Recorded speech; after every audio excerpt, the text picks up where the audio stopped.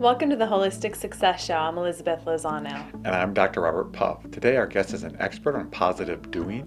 Dr. Puff is going to be talking to us about how boredom will get in the way of your growth, as well as the stress response versus the relaxation response. And a question from you about how much exercise should I get every day?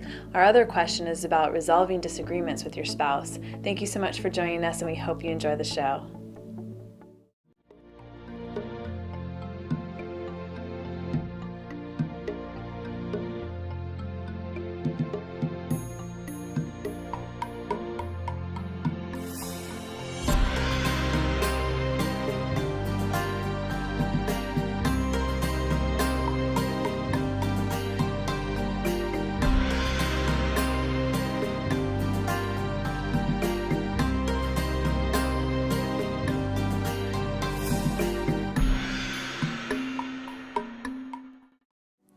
As we're on life's journey and things start going better, we get healthier, and things just start flowing for us. We like it. It's exciting, it's beautiful, it's wonderful, it's peaceful. It has many wonderful qualities that we want to grasp and hold on to and hang on to very strongly, very tightly, because we don't want to lose it. But when we stay there for a while, what happens is one last caveat, one last thing is there that's going to keep us from staying there permanently. And that's called boredom. We get bored, our minds get bored with things going well. We think, well, this isn't exciting, this isn't challenging, this is boring. And though that may feel like the case, in truth that isn't the case, if you hang in there, what will happen is that boredom will be transformed into beauty, will be transformed into really living in the present moment, beyond words, beyond descriptions. There's no way I could really describe it to you. You just have to be that. But it will keep you from making that final step forward. Because our ego mind wants its job of controlling, of working for us, of making sure things go well. And if it doesn't know what's going to happen, because you're living in the present moment, it says, I don't like this. This is like too unpredictable. It will use the last straw to hang on to and say, this is boring. And be careful of getting trapped into that, because an analogy I can use is like with relationships. If you're in a healthy, loving relationship, it may after a while seem kind of boring. I mean, your spouse comes home when they say they're going to, they're always predictable, they're there, and the last thing you can feel is it's boring. Of course, that is a trap to keep you from making poor choices and going down a path that is unhealthy for you. It's the same way overall, spiritually, emotionally, psychologically. It can seem, when things start going well consistently, it can seem boring. And a few choices can take you off that path real quick. So be aware that that is a very normal thing to happen. Life is going well. I haven't been sick too often. I handle things really well. I have this peace that just stays. But isn't this kind of boring? It isn't. You have to take that final step forward into the unknown, into the things that are really beyond description. But you have to hang in there, because boredom will be the last test, the last line you have to cross in order to really stay in that place of permanent nowness, permanent beingness without egoic thought, where you're living a meditative, a peaceful life on an ongoing basis. So again, when it arises, don't let it pull you in. Instead, continue just to be and see what's beyond that. Peace. Our first question this week is from Jason in Hilo, Hawaii. I'm 30 years old and walk 3 times a week for about half an hour. Is this enough exercise? Jason, first I want to compliment you on exercising. It's excellent that you're doing that 3 days a week. It's really good for you. It's good for stress, good to keep your body healthy, and just overall good for you.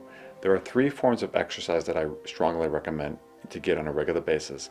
One is weight bearing, where you're putting weight onto your body, and walking can be a form of weight bearing exercise, lifting weights, just things where you're putting pressure against your body to keep your bones healthy and fit. The second one is cardiovascular, to make sure your blood is circulating through your body well, keeping that heart of yours very fit. Do that on a regular basis too. And that could be part of your walking. If you walk briskly, or you're losing your breath a little bit, you're getting cardiovascular. The third one is stretching. Yoga, anything that helps your body stay limber and fit, because that really helps with preventing injury and keeping your body flexible and limber throughout your life. When those three are combined, then you say, okay, am I doing them? And you really listen to your body. You may say, I'll do on Monday, I'll do one, and on Wednesday, I'll do another, and on Thursday, I'll do the third.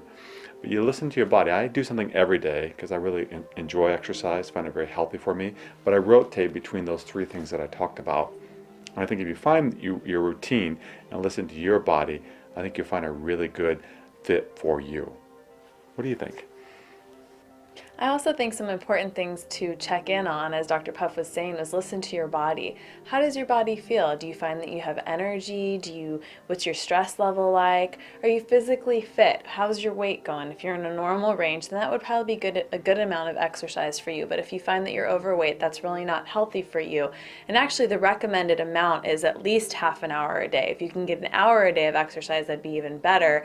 But realistically, sometimes we don't fit that in. So really proud of you for fitting in those 3 days, half an hour each day. I'm assuming it's half an hour each day and not altogether 10 minutes, 10 minutes, 10 minutes. If it is the 10 minutes, 10 minutes, 10 minutes, try and work your way up a little bit more. But as Dr. Puff was saying too, all the other things like the weight bearing, which you are doing with walking, but you can also do lifting weights, even small amount of weights or water bottles, and doing stuff like that when you're walking. And the stretching is really important. It helps so much, and it also helps with your stress level. So if you look at exercise as a multifaceted approach to dealing with things in your life, it deals with stress, it deals with your health, it deals with just overall feeling good. So if you find that it helps and it helps you feel good, it's always great to add in a little bit more. But the question is it working for you? I like to recommend creativity with exercise too. I mean, it's as simple as parking further away from the store so you have further to walk. It's like if you have an injury, go to the pool, find a pool that you can go to, because even with a back injury or soreness, you can still swim. If you are watching TV, grab a couple cans like you were talking and lift them. Be creative. So Take the stairs instead. Yeah, there's just so many things you can do to make sure you're getting exercise that won't even feel like exercise. And all those little things add up. So you may have that chunk of time of 30 minutes, but if you're taking the stairs or parking a little bit further from where you work, that adds up for you. So thank you so much for the question, and we wish you a happy, healthy life.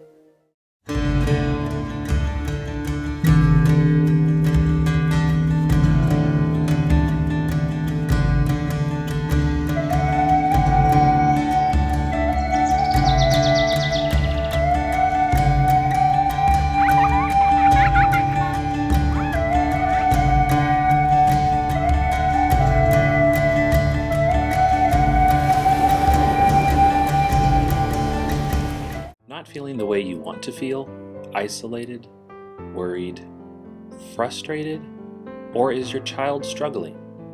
There are lots of labels. Our body is a system. It can affect our feelings. Sometimes you need a little help to understand what is happening, to make a plan for improvement, to take control of your body and mind. Insightful Minds, Psychiatry for Children, Adults, and Families. Call us for an appointment or go to insightfulminds.org. There are hundreds of interventions that claim to help children with autism around the world, but only one is proven to be effective. Pacific Child provides state-of-the-art and evidence-based techniques known as applied behavior analysis. Pacific Child is a leading ABA agency providing services to children and adults with autism. Our high-quality team approaches their work with dedication, caring, and respect. Pacific Child, making a world of difference. Our guest today is BJ Gallagher. She's a sociologist, an author, and speaker. She writes inspirational books, including this one, which is It's Never Too Late to Be What You Might Have Been. What a wonderful title that is.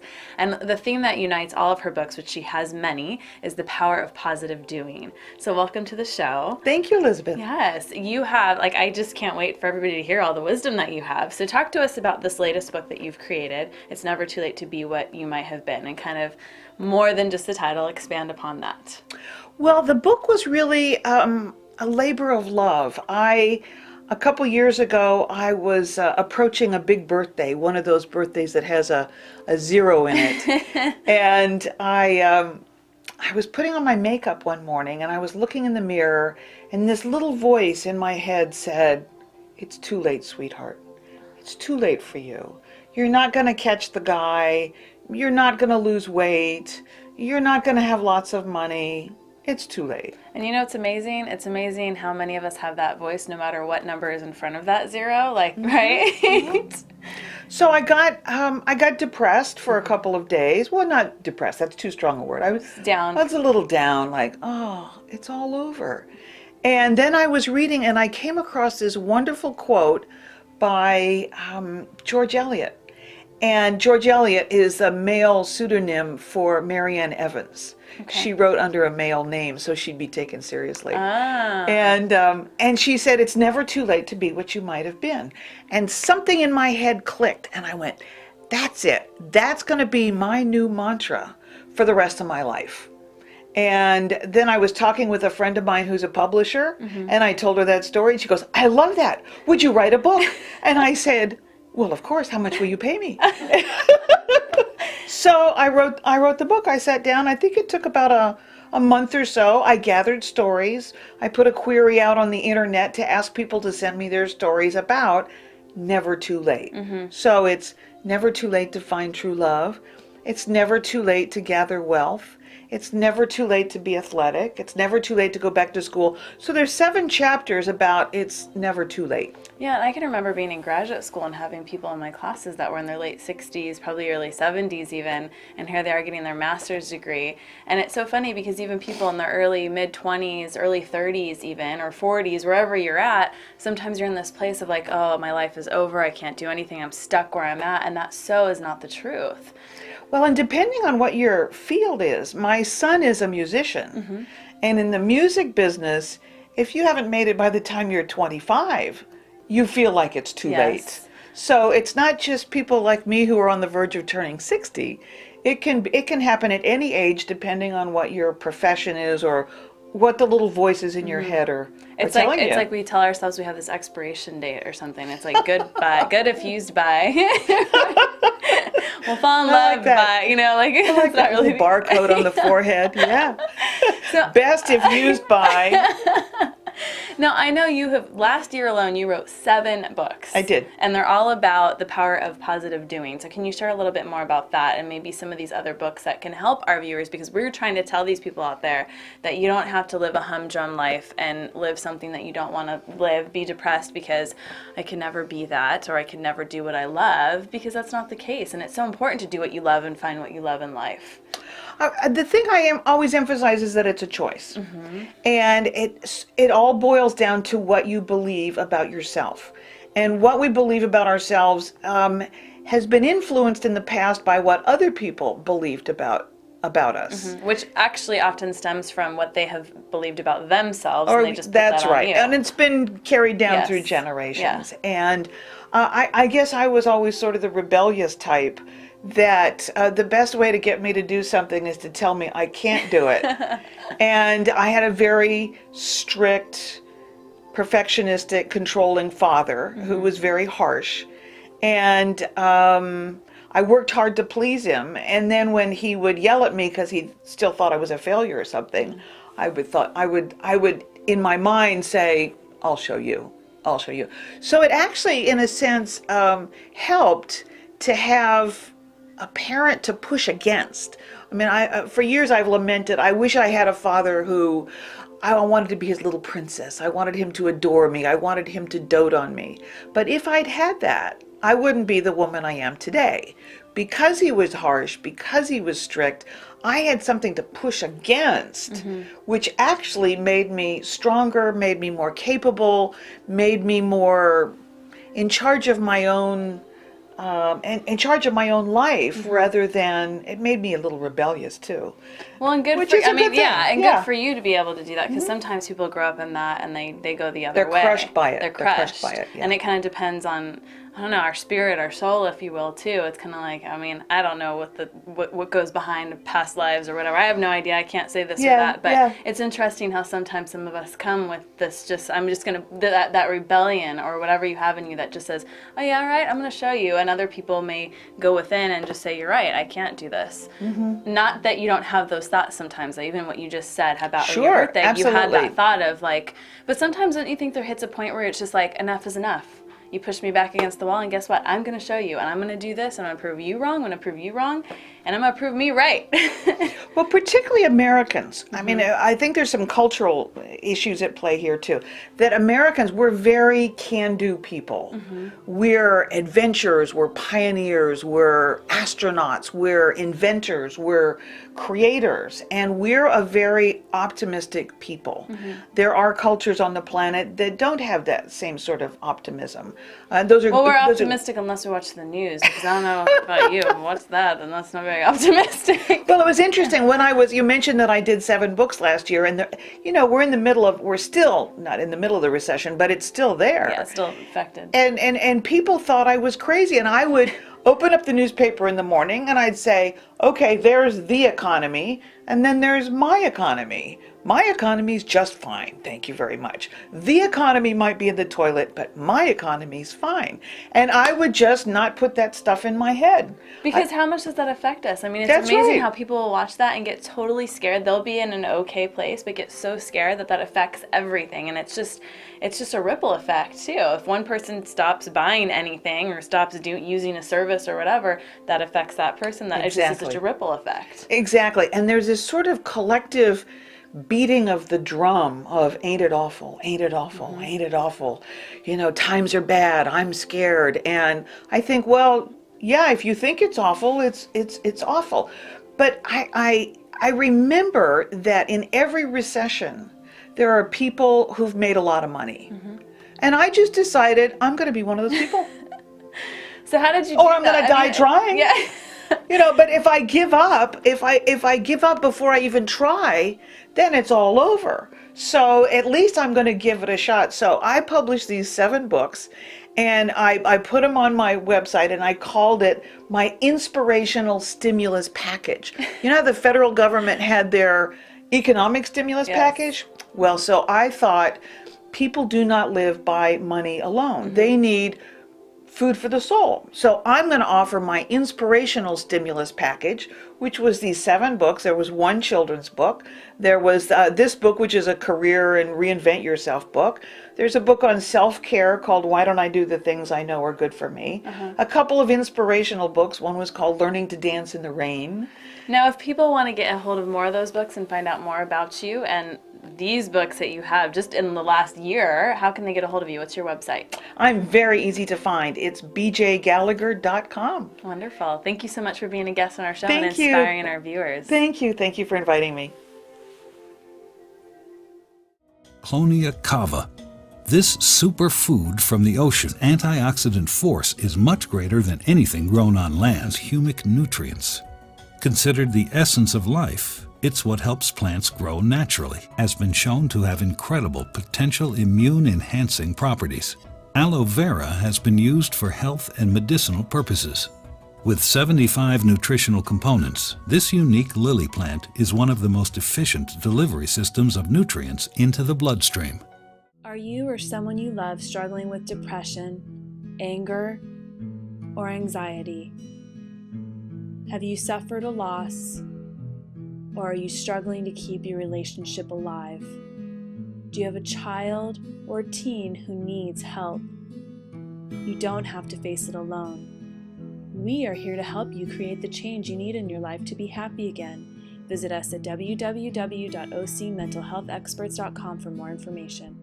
Stem cells play a vital role in our body's ability to heal, but become less effective as we get older. StemKine is a daily supplement that has been clinically proven to increase stem cell circulation. Research has shown that circulating stem cells boost our ability to prevent or recover from injury, disease, or chronic conditions. Your stem cells can help you repair, restore, and regenerate. StemKine is an all-natural supplement proven to enhance your stem cells' activity and thereby improve your health. I want to talk about stress and 2 options you have to respond to that stress. The one is everyone's going to get, they know it, they experience it, and that's the stress response. When a stressful event occurs, you feel it in your body. Your blood pressure goes up, your muscles tighten, you may get headaches, you feel achy. It's almost like in the olden days, a saber-toothed tiger was chasing you, and your body got really tense in order to survive. So it took off running, and all the adrenaline flew through your body as a way to keep you alive. And unfortunately, we continue on that journey. Of course, we don't have saber-toothed tigers chasing us anymore, but our bodies react in really the exact same way. Our bodies get stressed, they get tense, and it's a kind of the fight or flight syndrome. And we get into this, I'm going to fight you, or I'm going to fight you, and all this stress just gets built up in our bodies, and it's very negative for us. But the problem with it is like you can say, well, but that's important if someone is coming after you, or you're in a very dangerous situation. But for most people, that exact same response can occur driving on the road, when they're at work, getting their kids ready for school, preparing for a test. Many things that we do, we create that stress response, and it's very hard on our bodies. The other response is what I call the relaxation response, and that's really the exact opposite. When a stressful situation arises, what you do is you relax, and you do that by breathing deeply, breathing slowly, and get into a meditative state. Just yesterday, a little boy who's struggling with stress came to my office, and I taught him this simple thing. I said, do this. You can do it right now with me too. Breathe deeply, hold it, breathe out. And you just do that for a while, so that when that person cuts you off, when you're at work and someone's yelling at you, you breathe deeply, you hold it, and you breathe slowly out. That's a relaxation response to stress. You're allowing your body to calm down, you're allowing your body to relax. And it comes from the sense of allowing you to be still and be quiet, and instead of fighting or flighting, relaxing. And you're relaxing by quieting this egoic mind of yours, being still, and getting into that meditative rhythm where your mind is quiet and you're just still. And a really good way of doing that is just following your breath. Just follow your breath. Again, breathe in, breathe out. Breathe in, breathe out. You don't have to react. You can actually wait. And instead of reacting, actually what you're doing is you're responding. And in responding, you're going to make far more appropriate choices and responses to the situation. And you're going to find that in the short run and the long run, you're going to be healthy, you're going to stay fit, and you're going to find overall a sense of well-being, because instead of doing the stress response, you learn to do the relaxation response. Peace. Our second question this week is from Sarah in Taylorsville, Mississippi. My husband and I are remodeling our home, but we cannot agree on anything. How can we come to an agreement so that we can move forward? Sarah, in life, when you have someone that you love and you have to make choices together, you don't always agree on things, like in your case. So really, when you have to make decisions, you have three choices. One is to agree, one is to take turns, and one is to compromise. And let me use you and your husband as an example. Obviously, you could agree on something, which would be simple, but you're not. So the next two choices you have is take turns, or you can compromise. For example, in regards to perhaps the cabinets, you could decide on the cabinets and he could decide on the countertop. Or, he could decide on the color and you could decide on the type of fridge you get. You just take turns, you go back and forth. And you don't have to like the other person's decision, but you say, now it's my turn, now it's my turn. The third option is compromise. In this situation, again, let's say he really wants green countertops, you really want blue countertops, so you settle with something you both kind of like, which might be beige countertops, and that's a compromise. So in a loving situation, those are your three options. Do we agree? Do we take turns? And do we compromise? And it's pretty much, when it is important to both of you, you have to choose one of those three. Don't bully the other person. Don't try to get your way. Just say, okay, right now I realize we disagree, so we have to either compromise or we have to take turns. And those are our only two options. Too often we try to get our way, and that just creates conflict. What are your thoughts? Wonderful words of wisdom, Dr. Puff. And I think really when it comes down to it, you need to remember, I know these things can get us so frustrated and you can kind of be at each other's throat over something like this. It can be really stressful remodeling a home. But you have to remember what matters most in life, and it's the people that we love, and it's the relationships that we have, because this house can come and go. You could build this house and it could burn down. I hope that doesn't happen.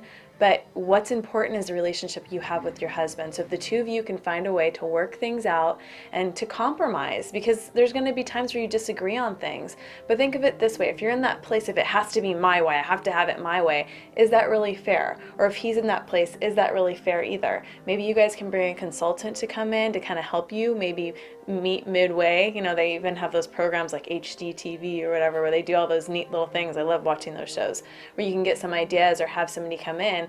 But some of these things sometimes can cause problems in relationships, and it can bring up stuff from some old stuff. So if one of you is finding yourself just being really, really stubborn, that's something to look at too. And that's kind of more a relationship issue than it is a remodeling issue. It's amazing how some of those things can kind of seep in. So, but just remember, love your husband, love yourself, compromise, and be a team. Elizabeth, I really liked what you said, so I want to suggest something. Tell me what you think. If it is hurting the relationship enough and they're fighting over enough, what do you think about maybe just not doing the kitchen and taking a break from it? Yeah, I think so too. Your kitchen's going to be okay. I mean, unless that is you don't have a kitchen in place, but at that time I would just put in the basics because it's not really worth it. Well, it costs in the marriage, is it worth it? I mean, No, because it's it not. can. It really can. It's amazing what stress and disagreements can cause. So if you really value your relationship, make sure you put that first before remodeling. Always, yeah. Thank you so much for your question, and we wish you all the best. Co-hosts of the Holistic Success Show, Dr. Puff and Elizabeth Lozano, MA, want to teach you how to live a meditative life. Learn to still your mind, diminish negative thinking, experience peace and bliss, and be 100% present in the moment. Retreats provide a unique opportunity to learn new skills, meet new people, and interact with Elizabeth Lozano and Dr. Puff. For information or reservations for upcoming retreats, please visit holisticretreats.tv. Expand your capacity for joyful living today. Tranquility and peace. Find freedom and relaxation no matter where you are or who you're with. Be still, be free. Meditation for Health and Happiness, available at www.holistichealth.tv.